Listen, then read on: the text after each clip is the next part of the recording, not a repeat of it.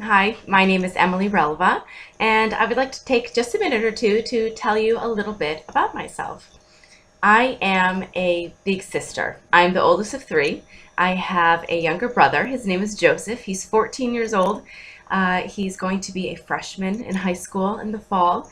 He's taller than I am, which is crazy, and he loves to play soccer. He plays for a couple different teams for our hometown, and it really is his passion. And I also have a sister. She's 6 years old. Her name is Lily. She knows how to tie her shoes now. She can now ride her bike without training wheels. And she is the sweetest but most mischievous little girl you will probably ever meet in your entire life. So I was 8 years old when my brother was born and 16 for my sister. So I lived the first 8 years of my life as an only child. Uh, my parents, they would always ask me, Emily, what do you want for your birthday? What do you want for Christmas? And I would always say, to be a big sister.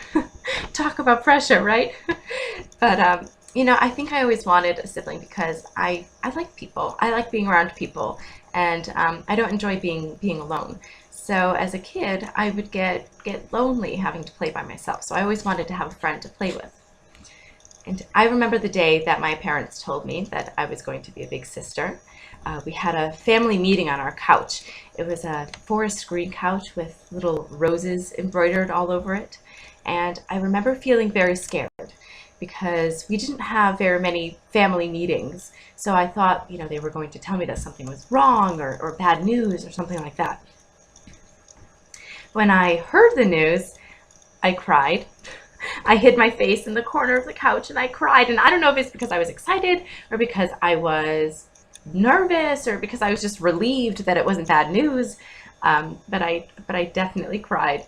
And I do remember feeling much happier though on the day of my brother's birth, which happened when I was at school. I got a call and I went down to the principal's office and they told me that my mother was in labor. And I remember walking back to my classroom feeling like the queen of the castle. But 8 years later, we had just come home from a family vacation, and once again, we had a family meeting, this time on the family's blue and white striped couch. And again, I remember feeling very scared. And my father broke the news to us, and I've never seen him so nervous before in my entire life.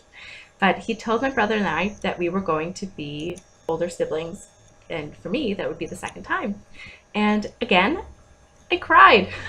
But this time in private, I went to my room and I cried there. And I think this time it was because I was completely surprised because as far as I had known, my parents were not planning on having any more children. So this baby was a complete surprise to us, a complete surprise, but she definitely is very, very special. And when you meet me, you quickly realize that family is very, very important to me, and my siblings have everything to do with that. They've taught me so much. And of course, they've taught me about, responsibility and patience and selflessness, but I think most importantly, what they've taught me about is love.